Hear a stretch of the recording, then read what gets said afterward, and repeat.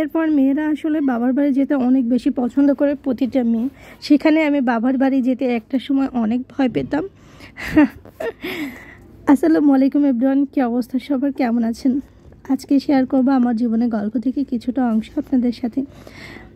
সময় পেলে জীবনের গল্পটা একদিন আপনাদের সাথে শেয়ার করে ফেলবো। আসলে সবার জীবনের গল্প তো আসলে একরকম হয় না, ডিফারেন্ট হয় জীবনের গল্প। যাই হোক, আমারটা একটু সবার থেকে আলাদা। আমার একদম ছোটোবেলায় বিয়ে হয়েছে, 12 বছর বয়সে। আমি তখন একদম টিনটিনা লাঠির মতো শুকনো একটা মেয়ে ছিলাম। দেন মেবি 12 বছর বললেও ভুল হবে, 10 থেকে 11 বছর বয়স ছিল আমার, বেশি বলে ফেলেছি আমি। আমার হাজব্যান্ডের হিসাবে আসে 11 বছর, আমার মায়ের হিসাবে আসে 10 বছর। যাই হোক, জানি না আসলে কোনটাই সঠিক হবে। আমি আসলে 12 বছরই বলে ফেললাম। তো সেই ছোট্টবেলা বিয়ের পরে যখন ঈদ হতো, সবাই আনন্দ করতো বান্ধবীরা, তখন আমার মা আমাকে শ্বশুরবাড়ি পাঠিয়ে দিতেন ঈদের সময়। এই জন্য আমার ঈদটা ছিল অনেক কষ্টের। আর আমি শ্বশুরবাড়িতে গেলে আমার শাশুড়ি মা আমার সাথে তেমনটাই করতেন যেমনটা বউয়ের সাথে করা উচিত। আমার শাশুড়ি মা কখনো আমাকে মেয়ে চোখে দেখেনি, সবসময় আমাকে বউ চোখেই দেখেছেন। সে আমাকে কখনোই বলেনি যে মা তুমি ওই বাড়িতে যাও, ঘুরে আসো আমার মেয়েদের সাথে। সবসময় বলতো, মেয়েরা আমার নজরা যখন ঘুরতে যেত তখন বলতো যে বউরা, ওই বাড়ির বউরা আমাদের বাসায় আসেনি, আমার বউ কেন যাবে। এরকম টাইপের ছিল আমার লাইফস্টাইল। তো যেতে দিত না। আমার জানি আমার ভিডিওটা আমার শ্বশুরবাড়ির মানুষ অনেকেই দেখবেন, আমার হাজব্যান্ডও দেখবে। যেটা সত্যি আমি সেটাই বলছি, এখানে বিন্দুমাত্র মিথ্যা ছিল না। তারপরে আমি সত্যিটা আসলে আপনাদের সাথে প্রকাশ করে ফেললাম। আমার সুখ দুঃখ তো অনেকটাই আপনাদের সাথে আমি প্রকাশ করি। তো সে বুঝতো না যে আমিও বাচ্চা একটা মেয়ে, 10-11 বছর বয়সের। তো আমারও ইচ্ছা করে সবার সাথে ঘুরতে। আমার মাও বুঝতো না, তাকে কি বলবো, সে তো আর আমাকে জন্ম দেয়নি, পেটে রাখেনি।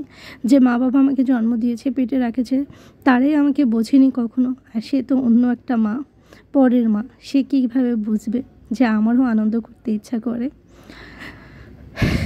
যাই হোক, সে যেহেতু বুঝেনি, তাই আমার আফসোসও ছিল না কখনো ঘুরতে যাওয়ার মতো।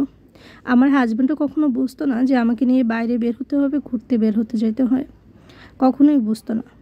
যখন আমি একটু বড় হলাম, আমি যখন ইন্টার পরীক্ষা দিলাম, তখন আমার ছেলে হলো।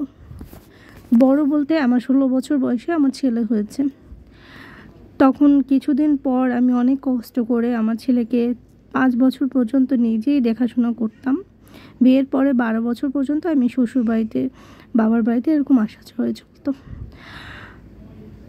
পরবর্তীতে আমার হাজব্যান্ড তার সাথে নিয়ে আসে, সে যেখানে চাকরি করে। সে যেহেতু সরকারি চাকরি করে, ম্যাচে খেতে তার কাছে ভালো লাগে না।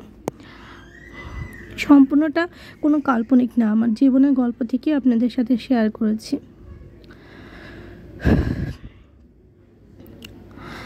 তো যখন নিয়ে আসে তখন আসলে আমরা চিটাগাংয়ে থাকি, চিটাগাং থেকে আমাদের বরগুনা যেতে প্রায় 2 দিন সময় লেগে যেত। এই 2 দিন পর জার্নি করে যখন ঈদের সময় বাড়িতে যেতাম, আমার মা বলতো শ্বশুর বাড়িতে যা, আমার হাজব্যান্ড বলতো শ্বশুর বাড়িতে যা। সেখানে গেলে তো আসলে আমাকে সেইভাবেই ঈদ কাটাতে হতো কষ্ট করে। সেই জন্য একটা সময় ভয় পেতাম বাবার বাড়ি আসতে, ঈদ কাটাতে।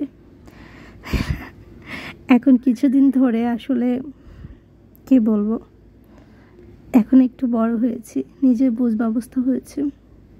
এখন নিজের মতো করে একটু চলতে চাই, নিজের মতো করে ঈদ কাটাতে চাই। 2 বছর ধরে বাবার বাড়ি শ্বশুর বাড়ি কোথাও যাই না। এখন আমি ঢাকায় ঈদ করি।